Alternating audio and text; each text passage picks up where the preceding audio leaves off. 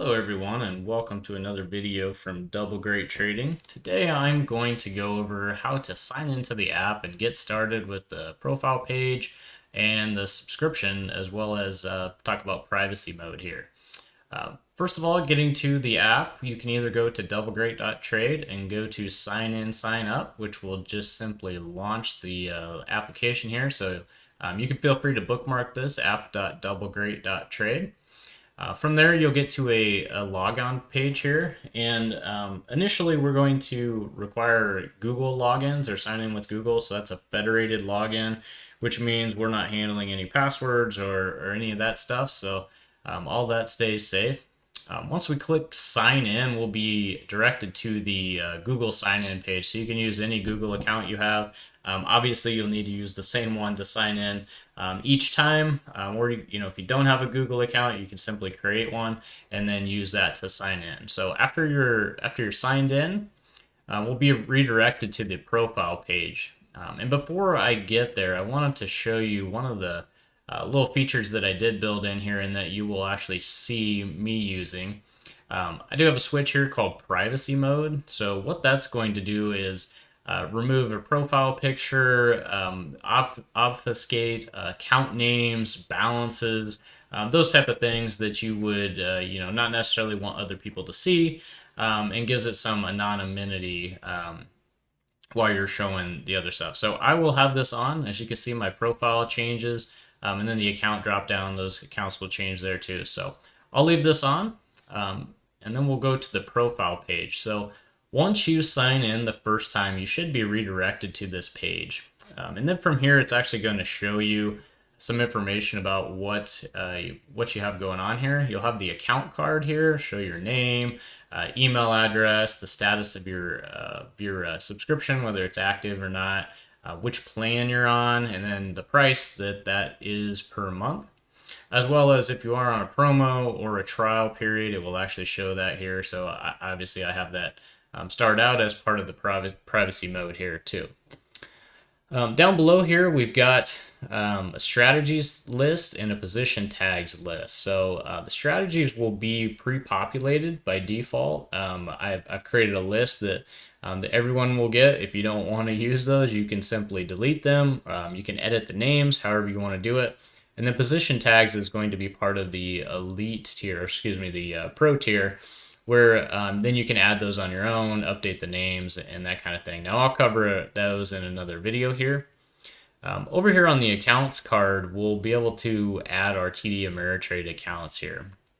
In order to do that, we simply click the plus button here, and then we'll choose which broker we want to do. So just imagine that I don't have any accounts here yet. We simply click on TD Ameritrade. And what that will do is redirect us to the login page for the authorization. So once you get here, you'll be able to put in your actual TD Ameritrade login. Now, if you do have multiple TD Ameritrade accounts linked to the same login, you'll want to use that login so that you can pull them all in. If you use a single account that doesn't have other accounts linked to it, you'll only see those. So the same account basically that you use to log into the Thinkorswim or TD Ameritrade website. Once you do that, and then you'll get to an authorize screen here, and then that will actually redirect you back to the profile page here, where you should see some accounts then at that point, assuming everything was successful. From here, so if I want to go ahead and click on this first one here, these accounts will be disabled by default. So let me actually edit one here, and I'll change that to default. Everything you see should have a disabled tag next to it here. So from there, we can edit that. You can set the account name. So again, the privacy mode here is starring that out. Make that whatever you want it to do. And then you can choose which account type it is. So whether it's a cash account, it should automatically pick one of these for you.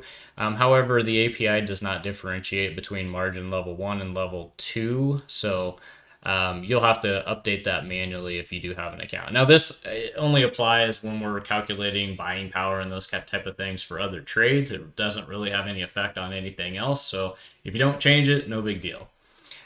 So again, a margin level 1 is typically going to be an IRA account, and a margin level 2 would be something where you can sell naked calls, short stock, a full brokerage account there. So you can update that.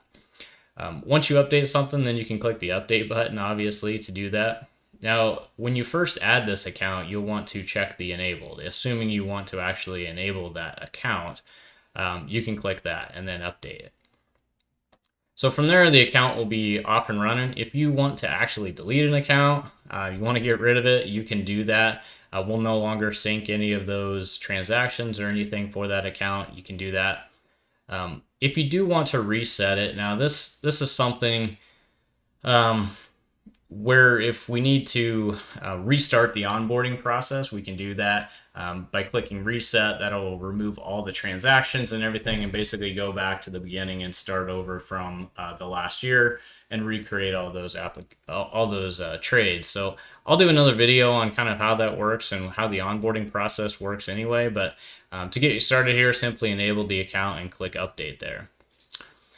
This other button here, the little green button, is actually a refresh account. So if you want to reauthorize, or if you've opened a new TD Ameritrade account, for instance, and linked it to the username that you use to log in here, you can simply refresh this, and then that will go get any of the new accounts. Also, if you've deleted one of these and you want to get it back without actually reauthorizing everything, you can simply refresh that, and that'll pull in any accounts that were deleted there.